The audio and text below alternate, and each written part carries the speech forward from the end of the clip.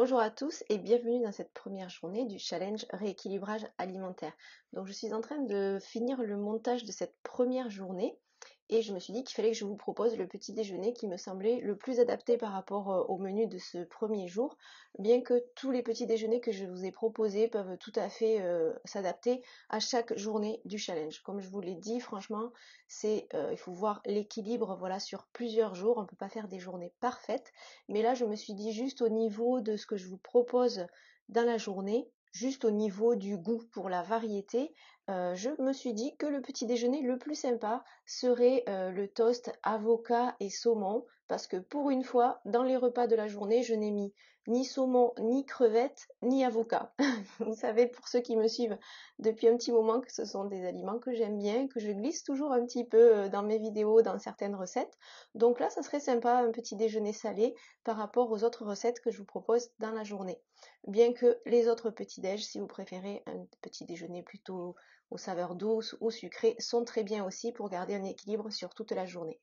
Perso, moi je commence toujours avec une boisson chaude. Je crois que c'est que quand il y a une canicule installée depuis au moins 15 jours que je vais faire peut-être un matcha glacé ou voilà un café latte glacé, mais sinon la boisson chaude c'est tous les jours de l'année.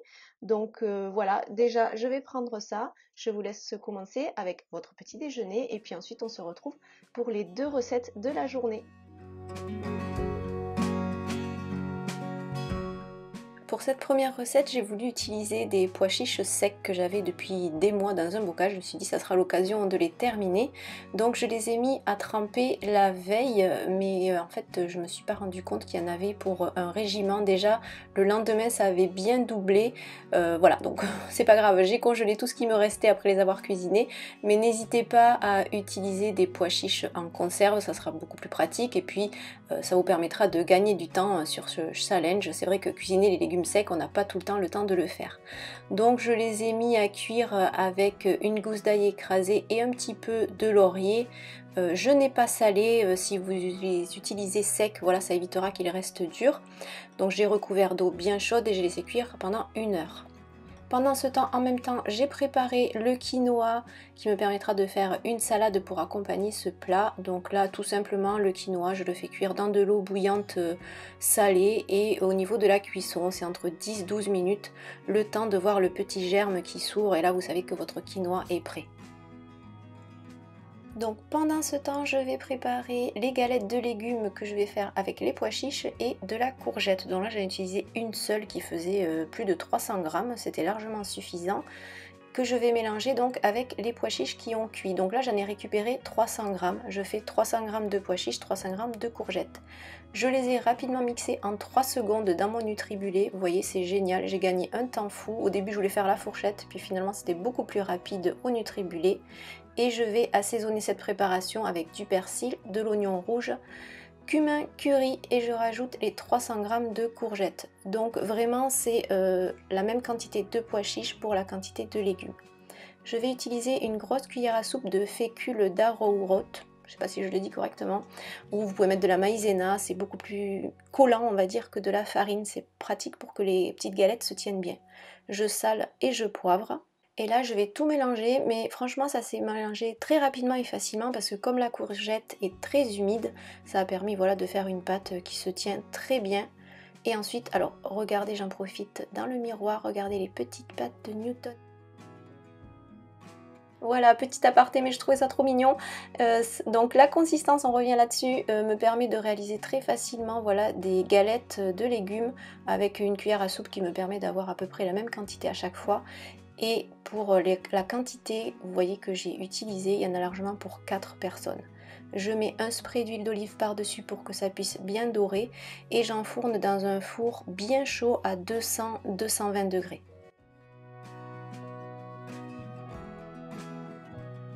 Pendant ce temps, je vais terminer de préparer les autres ingrédients qui viendront agrémenter la salade de quinoa. Donc j'utilise un oignon nouveau, le blanc et le vert, ça donne beaucoup de goût, tout se mange, n'hésitez pas à utiliser la totalité de votre oignon. Je vais utiliser 100 g de feta, c'est une belle portion pour 2 personnes, donc ça va vraiment être une recette très gourmande.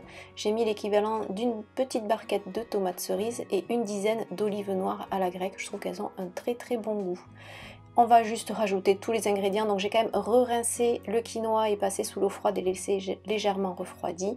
J'ai tout rajouté et j'assaisonne avec du jus de citron, exhausteur de goût naturel, et une cuillère à soupe, une belle cuillère à soupe d'huile d'olive. C'est largement suffisant et vous allez voir, en fait, il y avait beaucoup de jus, ça fait vraiment une belle sauce, c'est très savoureux.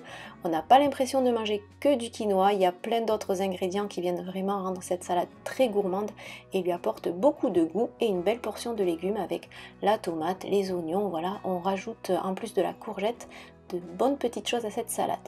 J'ai fait une sauce blanche rapidement avec yaourt soja, oignon rouge, persil, les épices, curry, cumin, du sel, du poivre et à nouveau du jus de citron qui apportera beaucoup de goût.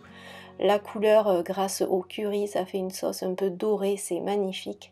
Et on pourra venir se régaler avec les petites galettes pois chiches courgettes qui normalement voilà vont être prêtes. Voilà le résultat final, bien doré sur le dessus et moelleux à l'intérieur.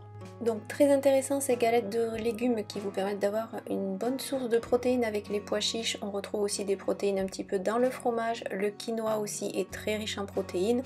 Et ensuite on a une belle part de légumes. On a mis des courgettes, des tomates, des oignons. Une bonne source de glucides avec le quinoa. Donc voilà, ça nous permet d'avoir une belle assiette équilibrée.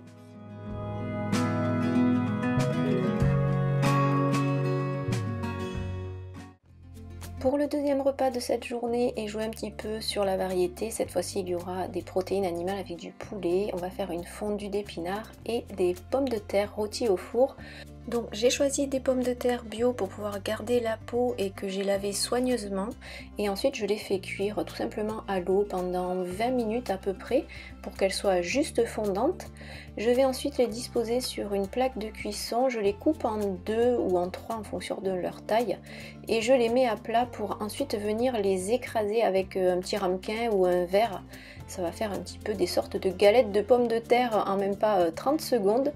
Mais voilà, ça permet qu'elles restent bien croustillantes ensuite au four. Donc je mets un petit peu d'huile d'olive en spray et je vais assaisonner avec pas mal d'épices. Donc je vais utiliser du paprika fumé, du curry. Bon, c'est vrai que j'en mets un petit peu partout, mais je trouve que ça a un goût tellement bon. Voilà, ça c'est en fonction des goûts. Un petit peu d'ail en poudre, vous pouvez aussi mettre de l'oignon en poudre si vous préférez, et des herbes de Provence ou alors de l'origan aussi. Je trouve que ça se marie très bien avec ce genre de toutes les autres épices et puis avec la pomme de terre. Et ensuite, je vais tout simplement saler et poivrer. Je vais les mettre à dorer dans un four chaud à peu près à 200 degrés pendant 20 minutes. Ça permettra qu'elles soient juste dorées et croustillantes sur le dessus. Et pendant ce temps, je vais préparer donc les filets de poulet. Alors j'essaye de prendre toujours du label rouge. Alors c'est vrai qu'il est beaucoup plus cher, mais voilà, j'en mange moins souvent, mais je préfère manger une viande de qualité. Vous voyez, les filets sont bien dodus parce que les autres morceaux des fois de filets en barquette, ça fait peur, on dirait même pas de la viande. Et j'utilise une poêle en inox. Je trouve que c'est vraiment meilleur pour faire dorer la viande. Donc je mets un tout petit peu d'huile d'olive au fond parce que c'est vrai que sinon ça peut accrocher. Et je n'attends pas que la poêle soit trop chaude non plus pour que le poulet ne sèche pas. Donc je le fais juste tourner, retourner pour qu'il soit à peine doré. Pendant ce temps, je vais diluer rapidement une cuillère à soupe de pesto rosso avec de la crème de noix de cajou. Vous pouvez utiliser de la crème de soja ou de la crème d'amande, comme vous voulez, ça sera encore plus léger. La crème d'amande surtout, mais pas la crème de soja, elle est beaucoup plus grasse. La noix de cajou, c'est un bon compromis entre les deux. Je vais rajouter à ce moment-là les épinards. Comme ça, ils vont profiter un petit peu des sucs de la viande qui sont dans la poêle pour leur donner encore un petit peu plus de goût. Je sale un peu les épinards, mais vous avez vu, je n'ai pas salé la viande pour pas qu'elle sèche non plus. Et là, au fur et à mesure, je rajoute l'équivalent de 200 g d'épinards frais parce que ça va tellement réduire. Voilà, il reste pas grand-chose à la fin.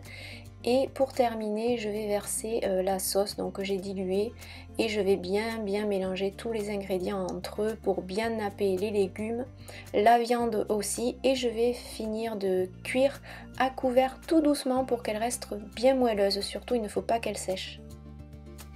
Vous pouvez vérifier avec une fourchette pour qu'elle soit voilà, toujours bien moelleuse, et si jamais vous stoppez le feu le temps que les pommes de terre terminent leur cuisson, donc là vous voyez, elles sont bien dorées sur le dessus. Il ne reste plus qu'à servir les assiettes, donc une petite portion de protéines. C'est vrai que c'est pas une grosse portion, mais voilà, vaut mieux manger moins mais de qualité. Je rajoute les légumes et les pommes de terre. On a une belle sauce, vous avez vu, avec la sauce de noix de cajou et le pesto rosso. Ça donne du goût sans avoir à trop cuisiner. Ça se mariait très bien aussi avec les pommes de terre croustillantes. D'ailleurs, bon là pour la présentation, je les ai pas toutes mises, mais on a continué de manger ce qui restait sur la plaque. Voilà, n'hésitez pas, comme je vous ai dit, à vous faire des repas copieux. On apporte tout ce qu'il faut à notre corps et j'espère que ces 2 premières recettes du challenge vous auront plu. Il y en a un petit peu pour tous les goûts, des saveurs différentes, mais ça ne fait que commencer et je vous dis à demain.